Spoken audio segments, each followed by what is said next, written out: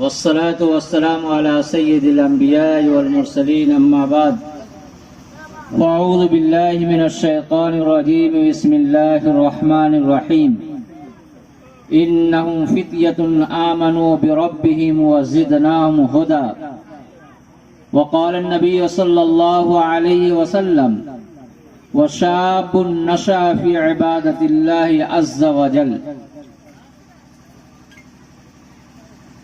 حضرات گرامی، بزرگان محترم، اسٹیج پر تشریف فرما حضرات علماء کرام، معزز سامعین، پردہ نشی ماں بہنوں، آج کا یہ جلسہ ہم اور آپ جو یہاں حاضر ہوئے ہیں، اگر شروع میں چند باتوں کی طرف اگر توجہ دے دی جائے تو انشاءاللہ جلسہ میں آنا ہمارے لیے ثواب کا باعث ہوگا، اور جب تک ہم علماء کرام کے خطاب کو، ان کے بیانات کو سنتے رہیں گے اور بیٹھے رہیں گے، اللہ تبارک تعالی ثواب مرحمت فرماتا رہے گا۔ اس سلسلے میں 3 باتوں کی طرف توجہ دیجیے۔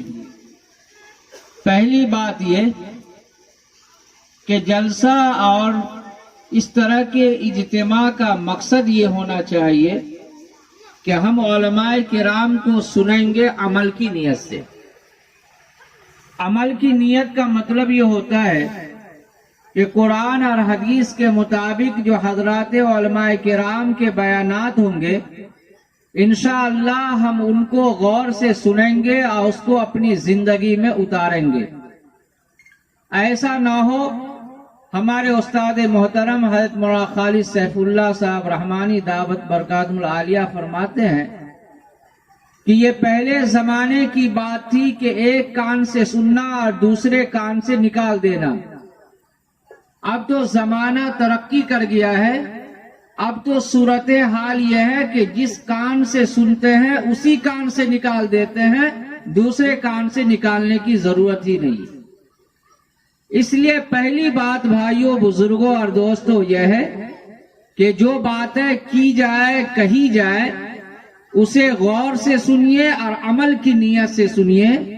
انشاءاللہ ہم ان باتوں پر عمل کریں گے، اور اگر بتائی ہوئی باتیں اور کوئی گناہ کا کام اگر ہمارے اندر ہے، ہمارے معاشرے میں ہے، تو ہم انشاءاللہ اسے ختم کریں گے۔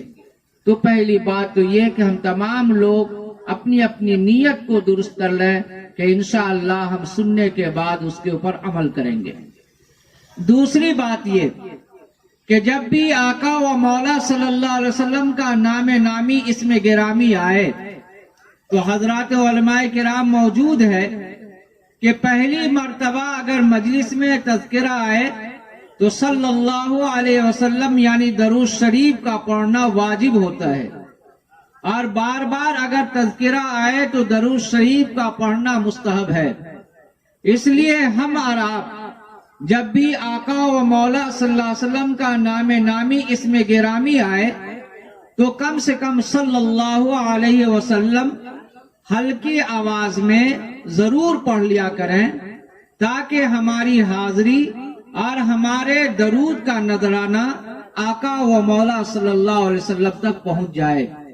جو بندہ ایک مرتبہ درود شریف پڑھتا ہے اس کو 40 فائدے ہوتے ہیں حدیث شریف کی روشنی کے مطابق۔ پہلا فائدہ یہ ہوتا ہے کہ اللہ کی 10 رحمتیں اس کے اوپر اترتی ہے۔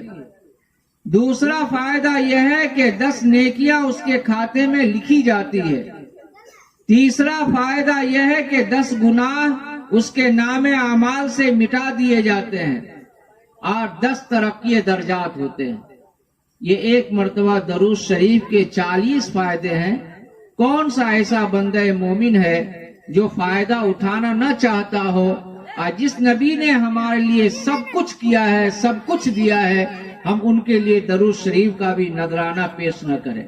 تو دوسری درخواست یہ ہے کہ آپ صلی اللہ علیہ وسلم کے نام نامی اسم گرامی کے آنے کے وقت صلی اللہ علیہ وسلم پڑھ لیا جائے۔ تیسری جو درخواست ہمیں کرنی ہے وہ یہ ہے کہ اس جلسہ کو توبہ والا جلسہ بنائیے، اپنی اصلاح والا جلسہ بنائیے. ایسا نہیں کہ واہ واہ میں ہمارا ٹائم پاس ہو جائے، ہمارا وقت برباد ہو جائے اور ہم یہاں سے اس حال میں لوٹیں کہ ہمارا دل بھی خالی ہو اور ہمارا ہاتھ بھی خالی ہو.